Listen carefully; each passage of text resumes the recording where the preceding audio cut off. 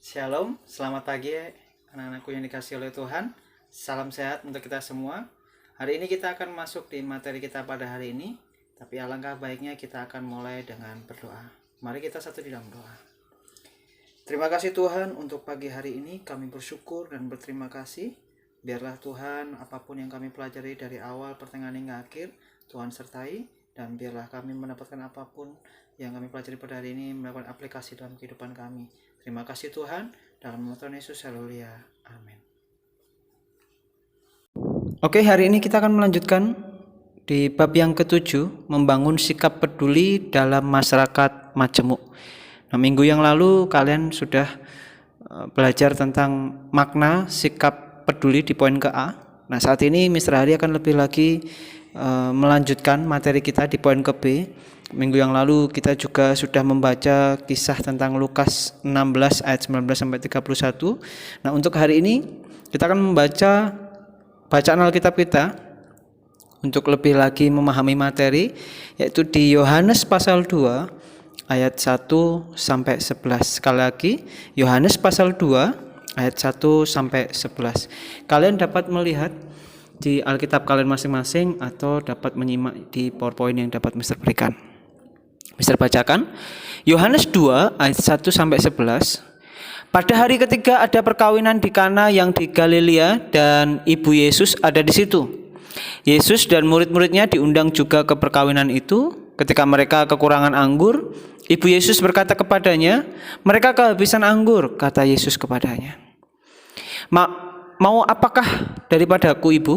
Saatku belum tiba." Tetapi ibu Yesus berkata kepada pelayan-pelayannya, "Apa yang dikatakan kepadamu, buatlah itu." Di situ ada 6 tempayan yang disediakan untuk pembasuhan menurut adat orang Yahudi. Masing-masing isinya 2-3 buyung. Yesus berkata kepada pelayan itu, "Isilah tempayan-tempayan itu penuh dengan air." Dan mereka pun mengisinya sampai penuh. Lalu kata Yesus kepada mereka, "Sekarang cedoklah dan bawalah kepada pemimpin pesta." Lalu mereka pun membawanya. Setelah pemimpin pesta itu mengecap air yang telah menjadi anggur itu, dan ia tidak tahu dari mana datangnya, tetapi pelayan-pelayan yang mencedok air itu mengetahuinya, ia memanggil mempelai laki-laki dan berkata kepadanya, "Setiap orang menghidangkan anggur yang baik dahulu, dan yang sesudah orang puas minum, barulah yang kurang baik. Akan tetapi engkau menyimpan anggur yang baik sampai sekarang." Nah, hal itu dibuat Yesus di Kana yang di Galilea sebagai yang pertama dari tanda-tandanya, dan dengan itu ia telah menyatakan kemuliaannya dan murid-muridnya percaya kepadanya. Kalau di sini kita bisa melihat ya, di perikop ini sesuai dengan bab ke-7, yaitu membangun sikap peduli dalam masyarakat majemuk, dalam berbagai banyak budaya, suku, agama, dan ras dan tergolongan ya. Majemuk itu kan berbicara luas. Nah, saat ini Tuhan Yesus diperhadapkan dengan satu peristiwa. Jadi ketika ibunya dan Tuhan Yesus datang di pesta pernikahan, pada waktu itu anggur yang disediakan habis, dan di mana ketika habis dia bingung mau seperti apa lagi. Tetapi Ibu Maria, yaitu ibu Tuhan Yesus, meminta atau memohon kepada Tuhan Yesus supaya Tuhan Yesus mengadakan mujizat. Dan itu pertama kali Tuhan Yesus mengadakan mujizat. Dan saat itu juga bagaimana rasa sikap peduli Tuhan Yesus menunjukkan sikap pedulinya kepada seseorang, pada waktu itu kesusahan, kebingungan di dalam pesta pernikahan itu. Ya pasti yang punya hajatan ya, yang punya pesta itu pasti akan mengalami kecemasan, kekhawatiran, bingung nanti apa kata orang kalau di malu dan lain sebagainya, kok sampai hidangnya habis dan sebagainya. Tetapi di situ Tuhan Yesus mengadakan mujizat, menunjukkan bagaimana rasa sikap pedulinya kepada banyak orang. Nah, saat ini ya di masa pandemi, apalagi banyak orang yang membutuhkan pertolongan, bahkan bukan hanya sekedar, tapi banyak orang mereka dalam kondisi yang butuh pertolongan Tuhan. Nah, saat ini semakin lebih lagi sedikit orang yang peduli dengan sesama. Di masa pandemi banyak juga yang menolong, tapi banyak juga yang enggan untuk peduli bahkan menolong sesamanya. Kebanyakan orang, kita masuk di poin ke B, kebanyakan orang Dimana kalau kita bisa melihat ya, orang yang peduli adalah orang yang tidak bisa tinggal diam menyaksikan penderitaan orang lain. Jadi orang yang peduli adalah orang yang tidak bisa tinggal diam menyaksikan penderitaan orang lain. Peduli berarti siap memberi solusi terhadap persoalan yang terjadi. Bahkan kalau kita tahu di masa pandemi ini banyak sekali, bahkan anak-anak Tuhan juga bisa menyalurkan banyak berkat, bukan hanya secara finansial, tetapi doa, dukungan doa supaya pandemi ini segera berlalu. Dan bahkan itu bagian dari wujud dari rasa peduli kita.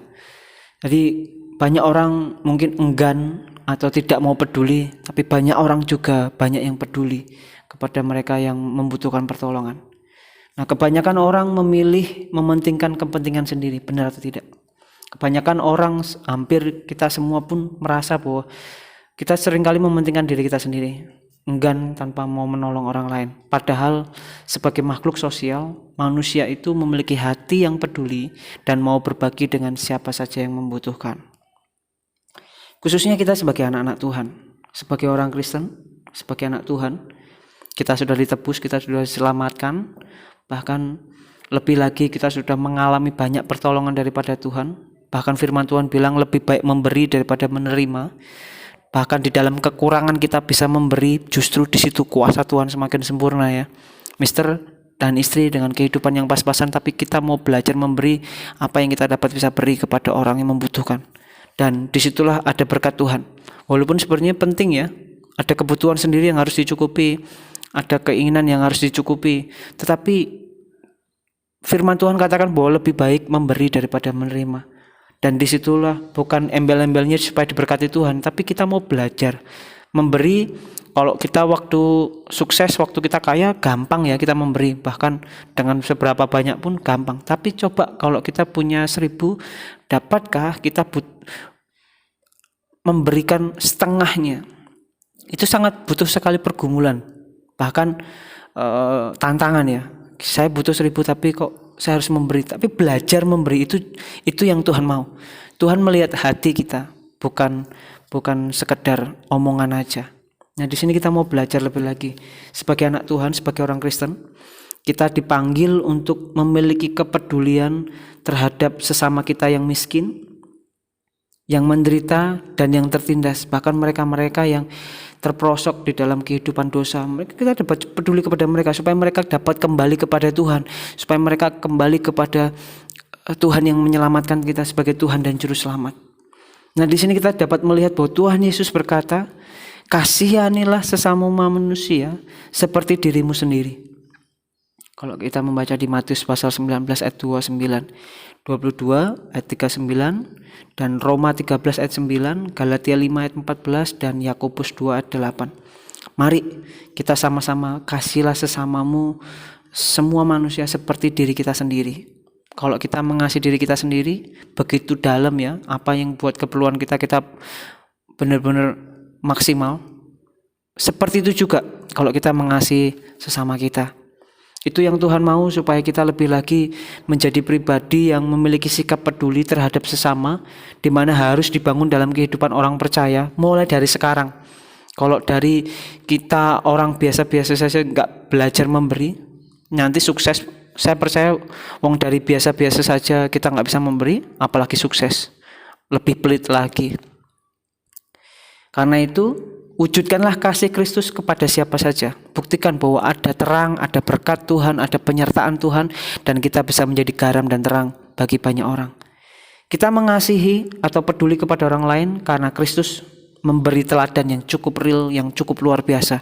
Tuhan Yesus tadi di dalam pesta pernikahannya, bisa saja dia bisa berkata seperti ini, saya nggak ngadakan pesta, kenapa saya harus peduli kepada mereka? Bisa saja Tuhan Yesus berkata seperti itu. Tetapi apa yang dilakukan atau teladan apa yang kita dapatkan dari Tuhan Yesus? Dia justru menolong, bahkan peduli kepada orang lain ketika orang lain membutuhkan. Nah, saat ini belajarlah lebih lagi bagaimana kita lebih lagi mengasihi, bukan hanya cuma sebatas kata-kata, tapi bagaimana dengan tindakan kita. Bahkan firman Tuhan lebih baik kita memberi daripada menerima. memberi dengan kondisi kekurangan, Tuhan akan cukupkan kita dengan banyak berkat yang luar biasa lebih lagi. Karena itu belajar memberi, belajar menolong, belajar peduli, belajar empati, merasakan bagaimana orang lain rasakan. Jangan cuma sebatas kata-kata. Kesimpulan pada hari ini, jika iman itu tidak disertai dengan perbuatan, maka iman itu pada hakikatnya adalah mati. Yakobus 2 ayat 17 dan 26. Perbuatan harus seimbang dan selaras dengan iman. Jadi kalau kita mau melakukan segala sesuatu, pasti itu selaras dengan iman kita. Kelihatannya dia berkata imannya kuat, imannya luar biasa, tapi tindakannya, perbuatannya nol. Sama saja, itu enggak beriman. Kalau iman itu pasti beserta dengan perbuatan. Kita dituntut untuk memberikan bukti nyata melalui perbuatan sehari-hari sebagai buah dari iman kita. Sebagai remaja Kristen, kita harus memiliki sikap peduli terhadap orang lain. Ada banyak cara yang dapat kita lakukan untuk menunjukkan sikap tersebut. Misalnya, mengumpulkan pakaian yang layak bagi orang-orang yang membutuhkan. Atau mengunjungi teman-teman yang sakit, apalagi di masa pandemi seperti ini. Kita mungkin nggak bisa banyak nolong. Bagian dari menjenguk teman kita yang sakit, atau mungkin mendoakan, bahkan menanyakan kabarnya, itu bagian di mana rasa peduli kita dilatih. Dari hal-hal kecil, apakah kita peduli? Orang tua kita lagi susah payah, masa kita nggak mau serius belajar? Itu juga bentuk rasa peduli kita. Kalau kalian nggak punya sikap peduli dari kecil, ya pasti akan malas-malas belajar. Nggak peduli dong, orang tua sudah banting tulang dengan kondisi pandemi seperti ini, berat, susah cari uang, tapi malah justru kalian malas belajar. Itu sama saja tidak peduli. Mari sekarang rubah itu. Mari kita mau belajar lebih lagi, rajin, peduli dengan bagaimana peduli dengan orang tua. Salah satunya belajar. Tunjukkan bahwa kita anak-anak Tuhan menumbuhkan dari hal yang kecil, yaitu belajar serius, sungguh-sungguh, apalagi sebentar lagi nanti akan mau ulangan dan lain sebagainya. Mari semua kita mau belajar lebih lagi dari hal yang kecil, kita mau lakukan itu, bahkan kalau sesuatu nanti kalian sukses dengan gampang, karena sudah terbiasa belajar untuk peduli kepada orang lain, bahkan orang-orang terdekat kita, misalnya orang tua, kakak, adik, dan lain sebagainya. Bisa juga dengan tindakan kecil seperti tersenyum, atau memberi salam. Hal yang sederhana ya. Jangan sampai kalian di sekolah diam saja. Ada gurunya lewat diam saja, ada temannya lewat tanpa menyapa dan lain sebagainya. Berikan senyuman, berikan suatu tindakan kecil yang membuat orang-orang itu senang. Itu bagian dari rasa peduli kita. Dengan berdoa dan mendoakan keluarga, teman, pemerintah, bangsa, dan negara, kita dapat mewujudkan rasa sikap peduli itu. Ayo sekarang tumbuhkan rasa sikap peduli kita kepada orang lain, dimulai dari orang-orang terdekat. Saat ini waktunya kita harus peduli, apalagi di masa pandemi seperti ini. Tunjukkan bahwa kita sudah dimenangkan, kita sudah diberkati Tuhan, kita sudah diselamatkan oleh Tuhan. Mari kita mau peduli kepada mereka-mereka yang membutuhkan. Baik secara rohani kita, baik mungkin secara finansial, apa yang dapat kita berikan secara finansial, mungkin pakaian, apapun itu bentuknya, dengan senyuman, dengan karakter kita yang baik, atau dengan peduli dengan secara rohani, membawa teman yang merasa tidak semangat hidup, kita mau kuatkan di dalam Tuhan. Itu saja yang dapat Mister berikan. Biarlah pembelajaran pada hari ini yaitu mengembangkan sikap peduli dari kecil. Dari sekarang, saat inilah, sebelum kalian sukses, buktikan dari sekarang. Terus latih, dan latih terus. Itu saja pesan Mister. Kembangkan sikap peduli dimanapun kita berada, khususnya orang-orang terdekat kita. Tuhan Yesus memberkati. Nah, hari ini kita sudah menyelesaikan materi kita pada hari ini.